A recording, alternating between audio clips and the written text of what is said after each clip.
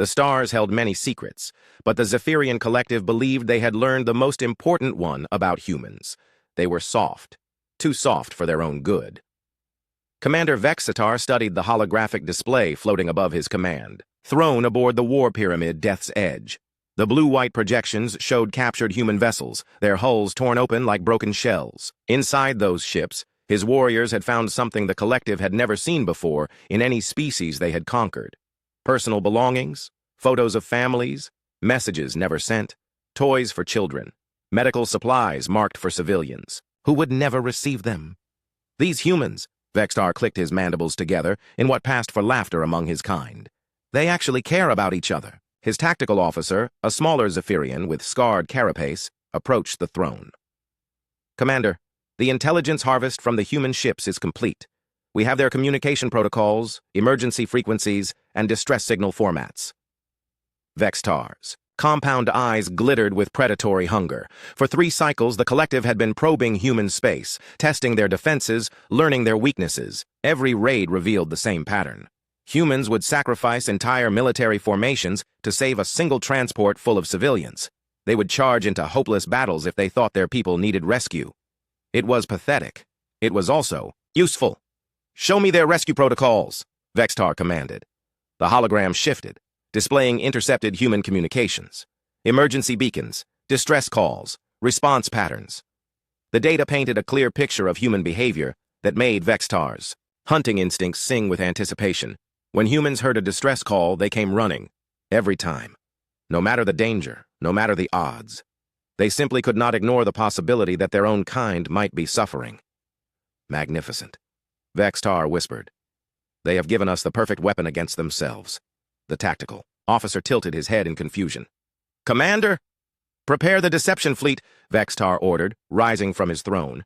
His forearms spread wide as excitement coursed through his predatory frame. "We are going to send the humans a distress call they cannot ignore." Over the next several days, the collective's finest technical minds worked to craft the perfect trap. They studied every human distress signal in their databases, analyzing the specific frequencies, encryption patterns, and emotional undertones that marked genuine human emergency communications. The ship they chose for their bait was a captured human transport called the New Horizon. Vextar's forces had destroyed it months ago during a raid on a human supply convoy, but they had kept detailed scans of its hull configuration and crew complement. Now they would bring it back from the dead.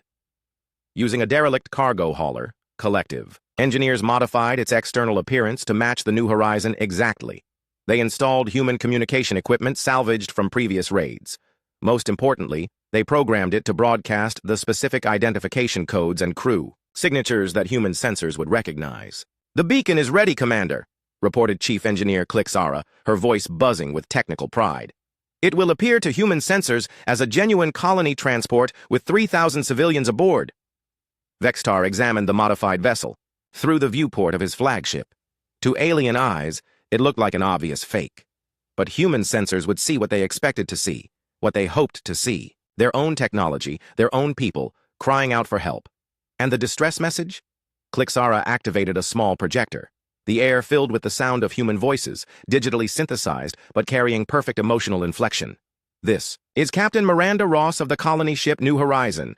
We are under attack by unknown hostiles near the Kepler 442 system. Engines are down, life support failing. We have civilians aboard, including families with children. Please anyone receiving this transmission, we need immediate assistance. Our position is..." The message cut off in static, replaced by what sounded like weapon impacts and screaming. Vextar's mandibles clicked in approval. "Excellent. The humans will hear their own kind in mortal danger. They will not be able to resist." "What if they detect the deception?" asked the tactical officer. "They will not want to detect it," Vextar replied. "That is the beauty of this trap. Even if their analytical minds suspect deception, their emotions will override logic. They cannot take the chance that the distress call might be real." The collective fleet moved into position around the Kepler 442 system.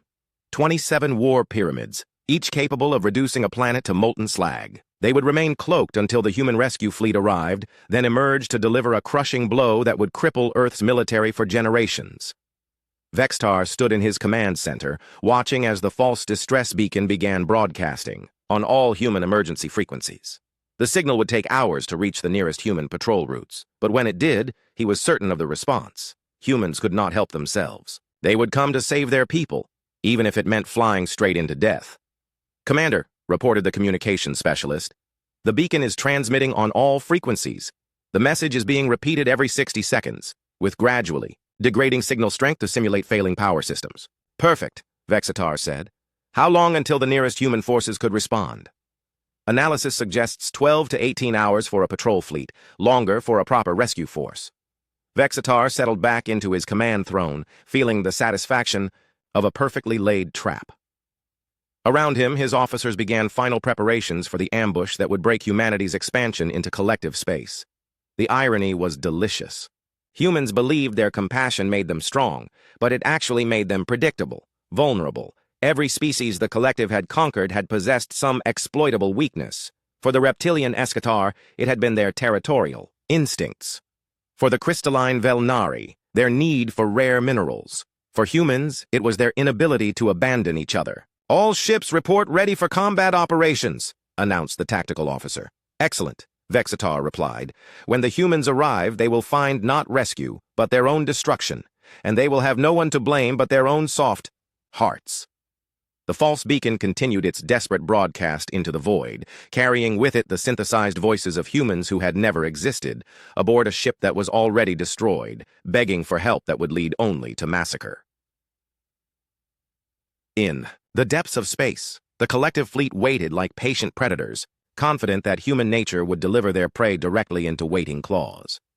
What they did not know was that those same soft hearts they planned to exploit were backed by something far more dangerous than compassion alone. Something that would soon teach the collective why humans had spread across the stars, despite being, as they believed, too soft for their own good. The trap was set. The bait was in place. The hunters prepared to become the hunted, but that revelation would have to wait for the humans to arrive. Admiral Sarah Chen was reviewing supply reports when the emergency alert klaxon shattered the quiet of the bridge aboard the flagship Terra's Wrath.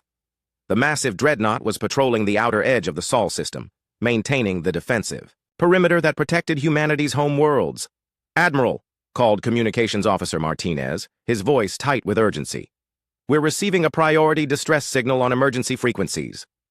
Chen looked up from her datapad instantly, alert. In her 20 years of military service, she had learned that distress calls in deep space usually meant two things: pirates or worse. "On speakers, Lieutenant."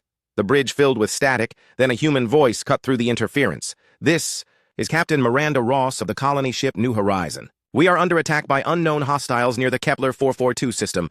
Engines are down, life support failing. We have civilians aboard, including families with children." Chen felt her blood turn cold. The New Horizon was a colony transport, one of the large ships that carried families to establish new settlements on frontier worlds. 3,000 souls aboard, mostly civilians. "Please," the voice continued, desperation clear in every word. "Anyone receiving this transmission, we need immediate assistance. Our position is—" The signal dissolved into static and what sounded like weapon impacts. Then silence. "Lieutenant Rodriguez," Chen called to her tactical officer. "Pull up fleet records for the New Horizon. I want current position, mission status, everything." "Aye, Admiral." Rodriguez's fingers flew over his console. "The New Horizon departed from Proxima Station 6 days ago, carrying colonists to establish New Geneva settlement. Her filed flight plan does take her through the Kepler 442 system."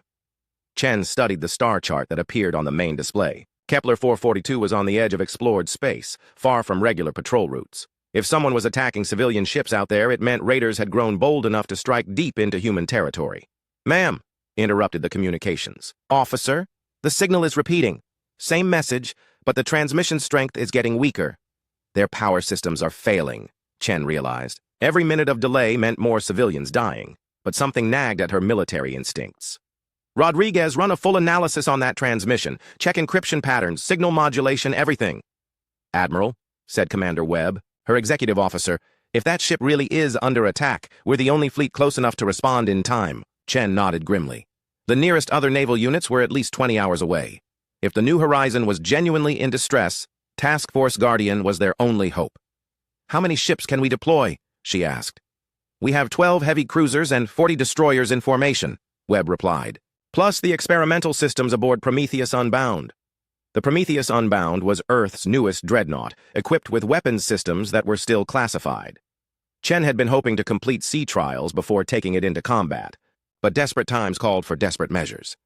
"Admiral," Rodriguez said, his voice troubled, "I'm getting some odd readings on that distress signal." "Odd how?" "The encryption is perfect. Too perfect. Every human distress beacon has small variations due to equipment wear and local modifications. This signal shows no deviation from standard patterns." Chen felt warning bells going off in her mind. Could it be a new ship with factory-fresh equipment? Possible, but unlikely. And there's something else. Rodriguez highlighted sections of the signal analysis on his screen. The voice stress patterns are consistent with genuine panic, but the background sounds don't match the reported situation. "Explain." "She says they're under attack, but I'm not hearing the right acoustic signatures. No hull breaches, no decompression alarms, no actual weapons impacts, just generic battle sounds." Chen stared at the data, her military training warring with her humanitarian instincts. If the signal was fake, responding would put her entire task force at risk. But if it was real and she hesitated, 3,000 civilians would die. "Ma'am," Webb said quietly, "what if it's a trap?" Before Chen could answer, Martinez spoke up again. "Admiral, I'm receiving additional intelligence from Fleet Command, the New Horizon. She was destroyed 3 months ago in a confirmed Zephyrian raid. All hands lost. The bridge fell silent. Everyone knew what that meant. The Zephyrians were using human distress protocols against them, mimicking a ship that was already dead to lure rescue forces into an ambush." "Those bastards," Webb snarled. "They're using our own compassion as a weapon." Chen felt cold anger building in her chest. The Zephyrian collective were known raiders who preyed on weaker species. But using fake distress calls crossed a line that even pirates usually respected. It violated the most basic laws of space travel. "Admiral," Rodriguez said, "recommend we abort and report this intelligence to Fleet Command." Chen looked at the star chart showing the Kepler 442 system. The smart tactical decision would be to turn around, avoid the trap, wait for reinforcements, fight the enemy on her own terms rather than theirs. But as she watched the display, Chen realized something that made her smile grimly. "No," she said finally. "We're going to respond to that distress call." "Ma'am." Webb looked confused. "Think about it," Chen explained. "The Zephyrians believe they understand us. They think our compassion makes us weak and predictable. They expect us to either fall for their trap or be too scared to help people in genuine distress." She turned to face her senior officers. "What they don't understand is that learning about their deception doesn't make us less likely to respond. It makes us angry." Webb's eyes lit up with understanding. "You want to spring their trap deliberately." "Exactly. They want to use our protective instincts against us? Fine. Let's show them what those instincts look like when they're backed by righteous fury." Chen moved to the communications station. "Signal all ships in the task force. We're jumping to Kepler 442, full combat deployment. And send a priority message to Fleet Command." "What should I tell them?" Martinez asked. "Tell them the Zephyrians just made a critical error. They assumed that discovering their deception would make us abandon our principles. Instead, it's going to make us extremely motivated to teach them why humanity's protective instincts evolved alongside our capacity for violence." Chen returned to her command chair, feeling the familiar pre-battle calm settling over her. Around the bridge, her crew began preparing for hyperspace jump and combat operations. "All ships report ready for jump," Webb announced. "Take us to Kepler 442, Chen ordered, "and signal the fleet. We're not going there to fall into a trap. We're going there to turn it around on them." The massive engines of Terra's Wrath hummed to life as the task force prepared to leap across space toward what everyone knew was an ambush. But unlike the desperate rescue mission the Zephyrians expected, they would find instead a fleet of humans who knew exactly what they were flying into, and who had decided to do it anyway. The hyperspace jump took 6 hours. When Task Force Guardian emerged near the Kepler 442 system, Admiral Chen immediately knew they had found exactly what she expected. Her sensors detected the fake distress beacon, still broadcasting its desperate lies into the void. "All ships, combat stations," Chen ordered calmly. "Tactical, what do you see?" Lieutenant Rodriguez studied his displays with practiced efficiency. One contact matching New Horizons' profile, dead in space approximately 50,000 kilometers ahead. "No immediate threats visible, but I'm detecting gravitational anomalies in 3 locations." "Cloaked ships," Chen concluded. "How many?" "Estimating 20 to 30 contacts, ma'am. They're positioned to create a perfect kill box around the distress beacon." On the main display, the tactical situation became clear. The Zephyrians had positioned their ambush fleet in a three-dimensional trap. Any rescue force approaching the fake distress signal would find themselves surrounded by overwhelming firepower with no escape route. It was a textbook ambush. The aliens had done their homework. "Admiral," reported Commander Webb, "the fake New Horizon is still broadcasting. Same message, same voice patterns." Chen listened to the synthetic human voice pleading for rescue, feeling her anger build with each repeated word. The Zephyrians had not just copied human distress protocols. They had crafted a perfect emotional appeal designed to override human judgment. "Sir," Martinez called from communications, "I'm receiving a transmission from the hostile fleet. Audio only." "Put it through."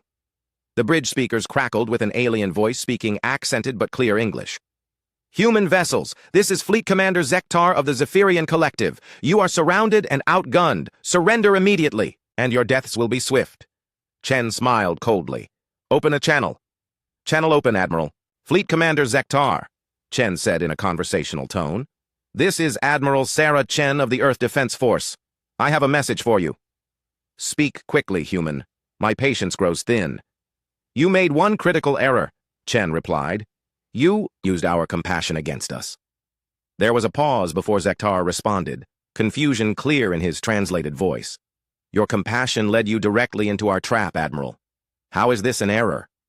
"Because," Chen said, her voice hardening, "you assumed that compassion made us weak. You're about to learn exactly how wrong you are." She cut the transmission and turned to her tactical officer. "All ships, execute pattern Omega. Full combat deployment."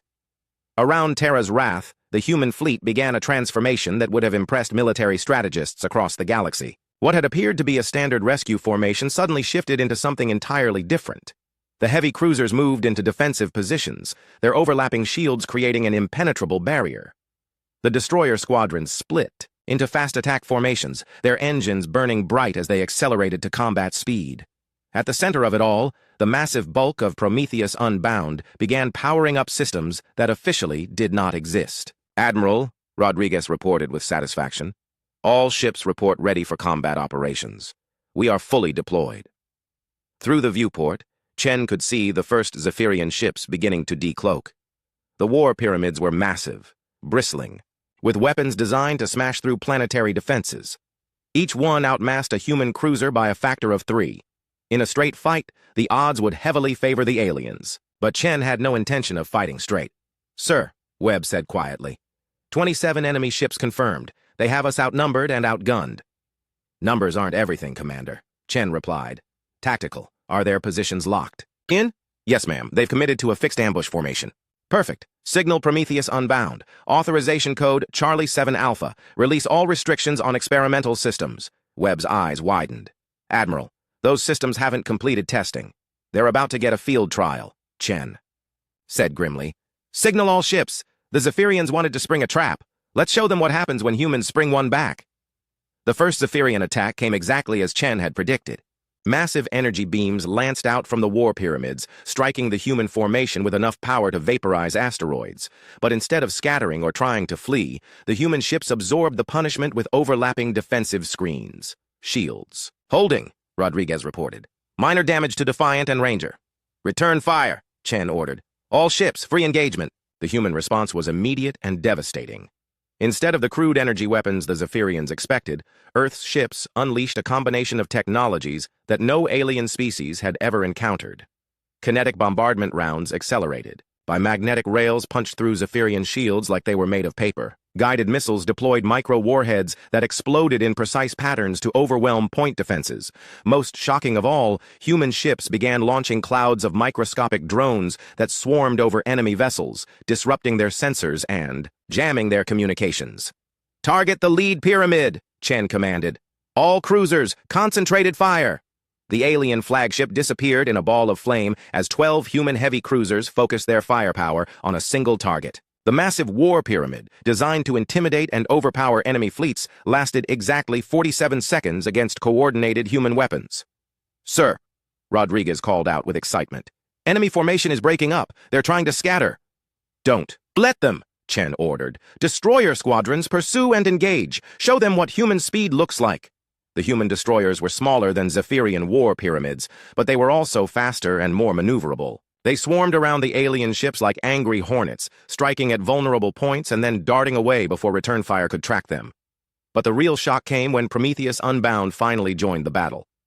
"Admiral," Rodriguez said, in an awed voice, "the Prometheus is deploying the Fury system." Chen watched through the main viewer as humanity's most advanced warship revealed its secret weapon. Instead of traditional energy beams or missiles, the dreadnought launched what appeared to be metal spears. Each projectile was accelerated to a significant fraction of light speed by a series of magnetic fields. When the kinetic spears struck Zephyrian ships, the results were catastrophic. The projectiles punched completely through the alien vessels, carrying enough energy to shatter their internal structure. War pyramids that had taken minutes to destroy with conventional weapons were reduced to drifting wreckage in seconds. "My God," Webb whispered. "No wonder those systems were classified." The Zephyrian fleet, which had entered the battle confident of easy victory, found itself being systematically destroyed by weapons and tactics they had never encountered. Human military doctrine proved to be unlike anything in their databases. Where alien species fought with predictable patterns and rigid formations, humans adapted constantly. They used destroyed enemy ships as cover for boarding actions. They coordinated attacks with split-second timing across multiple vectors. Most importantly, they fought with a fury that no computer simulation had predicted. "Admiral," Martinez reported, "I'm detecting one Zephyrian ship attempting to flee the battle zone." Chen studied the tactical display. Of the 27 war pyramids that had started the battle, only 3 remained functional. One was trying to escape while the other 2 continued fighting desperately. "Let it go," Chen ordered. Webb looked surprised. "Ma'am, someone needs to carry word back to the collective," Chen explained.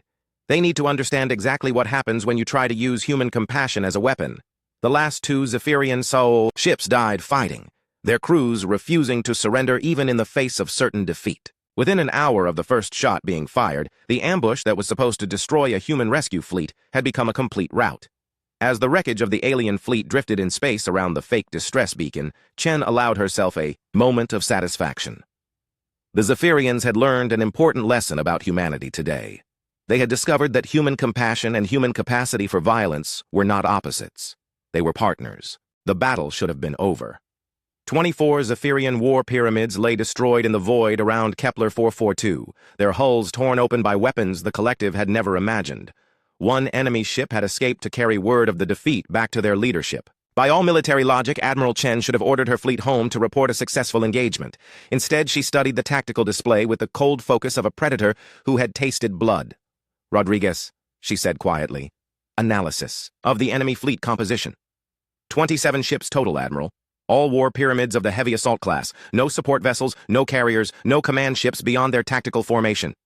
Chen nodded. The Zephyrians had committed a pure ambush fleet, designed for a single devastating strike, but the intelligence implications were troubling. "Where did they stage from?" she asked. "War pyramids don't have the range to reach Kepler 442 from known collective space." Webb consulted his navigation charts. "They'd need a forward base, Admiral, somewhere within 50 light-years of here." "Exactly." Chen turned to her communications officer. "Martinez, Signal Fleet Intelligence. I want a full analysis of every system within range that could support a Zephyrian base of operations." "Aye, ma'am. Admiral, Fleet Command is requesting immediate status report on the engagement. Tell them mission successful, minimal casualties, pursuing intelligence opportunities." Chen paused. "And tell them I'm invoking Article 7 of the Colonial Defense Act." The bridge fell silent. Article 7 authorized fleet commanders to pursue hostile forces into neutral or uncharted space if those forces posed a continuing threat to human colonies. It was rarely used, and never without significant political consequences. "Ma'am," Webb said carefully, "are you sure? Article 7 requires—" "I know what it requires, Commander." Chen's voice carried the weight of absolute certainty. The Zephyrians just demonstrated they're willing to use false distress calls to ambush rescue fleets. How many real colony ships are out there that might need help?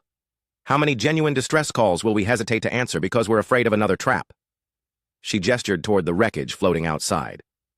"This wasn't just an attack on our ships, Commander. It was an attack on the fundamental principle that drives human expansion. We protect our own. The collective tried to turn our greatest strength into a weapon against us." Rodriguez looked up from his sensor displays. "Admiral, I'm detecting traces of exotic matter in the wreckage. the type used in Zephyrian hyperspace drives. Can you track their origin point?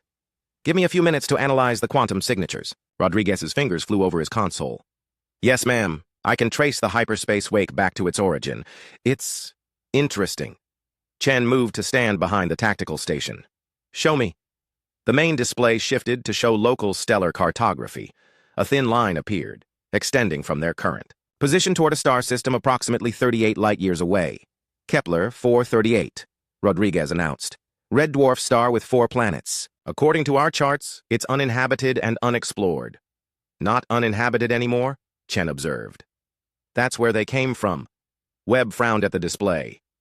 Admiral, if there's a collective base at Kepler 438, it's a direct threat to our expansion in this sector. But attacking an established base is completely different from a fleet engagement, is it? Chen asked. They brought this fight to us, Commander. They used deception and cruelty as weapons. They tried to exploit the very instincts that make us human. She returned to her command chair, decision crystallizing in her mind. Signal all ships. We're jumping to Kepler 438. Full stealth approach. Admiral, Martinez interrupted. Incoming transmission from the escaped Zephyrian ship. It's unusual. Put it through. The bridge speakers crackled with an alien voice, but this time it wasn't speaking English. The Zephyrian was broadcasting on their own military frequencies, apparently unaware that human ships could intercept and translate their communications. Emergency transmission to collective command, the voice said in rapid, panicked clicks and buzzes. Ambush fleet destroyed. Human military capabilities far exceed intelligence estimates. They fight like demons when angered. Request immediate reinforcement of Kepler 438 base. Humans may pursue. Chen smiled grimly. They're right to be worried. Martinez, cut that transmission. I don't want them warning their base. Already done, Admiral. Signal jammed and terminated. Rodriguez, how long until you can calculate a stealth? Approach to Kepler 438? 20 minutes for full tactical analysis, ma'am. Do it. Webb, I want all department heads in the briefing room in 1 hour. We're going to plan something the Zephyrians won't expect. An hour later, Chen stood before the assembled commanders of Task Force Guardian. The holographic display showed the Kepler 438 system in perfect detail, including the locations of several artificial structures orbiting the 4th planet. Ladies and gentlemen, Chen began, long-range sensors confirm a major collective facility at Kepler 438. 3 orbital stations, multiple armed platforms, and at least 15 war pyramids. Captain Morrison of the Prometheus Unbound leaned forward. Admiral, that's a significant force. They'll have had time to prepare defenses. They'll have had time to panic, Chen corrected. Their survivors' transmission made it clear they're expecting pursuit. They'll be fortifying their positions and calling for reinforcements, which means we need to hit them before those reinforcements arrive, added Captain Torres from the destroyer squadron. Exactly. Chen highlighted several points on the display. But we're not going to attack their base directly. We're going to do something they won't predict. She zoomed in on the 4th planet, showing a world covered in methane clouds with several large mining installations on its surface. The collective base exists to support mining operations on the planet below. Rare elements needed for their hyperspace drives. If we destroy the mining facilities, the base becomes worthless. Captain Chang from the heavy cruisers studied the tactical situation. Planetary bombardment from orbit? That's a massive escalation, Admiral. Not bombardment, Chen said with a cold smile. Boarding actions. The room fell silent as the implications sank in. You want to land troops on a collective world? Morrison asked. I want to show them what happens when they try to turn human compassion into a weapon, Chen replied. They expect us to either retreat or launch a conventional attack on their orbital defenses. They won't expect us to bypass their fleet and strike directly at their ground installations. Webb brought up detailed scans of the planet's surface. Admiral, this is extremely dangerous. We'd be committing our Marines to combat in an unknown environment against unknown numbers. Our Marines volunteered to protect human colonies, Chen said firmly. The collective just demonstrated they're willing to prey on human rescue instincts. Every day we delay, more human ships might fall for similar traps. She looked around the table at her commanders. I'm not ordering anyone to participate in this operation, but I'm offering the Zephyrians a choice. Abandon their base and their mining operations, or learn exactly what human Marines can do when they're properly motivated. Captain Santos, the Marine commander, spoke up for the first time. Admiral, my troops have been training for hostile environment operations. If you're asking whether we can take those mining installations, yes, ma'am, we can take them. Chen nodded. Then that's what we're going to do. The collective wanted to use our protective instincts against us. Instead, they're going to discover that those same instincts make us very, very dangerous when someone threatens our people. The planning session continued for another 2 hours, working out details of an operation that would demonstrate to the galaxy that human compassion and human capacity for violence were not weaknesses to be exploited. They were warnings to be heeded. The attack on Kepler 438 lasted 18 hours. When it was over, the Zephyrian Collective's forward base had been completely destroyed, their mining operations reduced to twisted metal, and their surviving personnel evacuated in whatever ships could still fly. But Admiral Chen's real victory began 3 days later, when she activated a galaxy-wide communication array. Standing in the briefing room of Terra's Wrath, Chen looked directly into the recording device that would broadcast her message across every major star system in known space. Behind her, the main display showed footage from the recent battles, evidence of what happened when someone tried to exploit human compassion. "This is Admiral Sarah Chen of the Earth Defense Force," she began, her voice calm and professional. 3 days ago, the Zephyrian Collective transmitted a false distress signal using stolen human identification codes. They mimicked a colony ship called the New Horizon, claiming to have 3,000 civilians in mortal danger.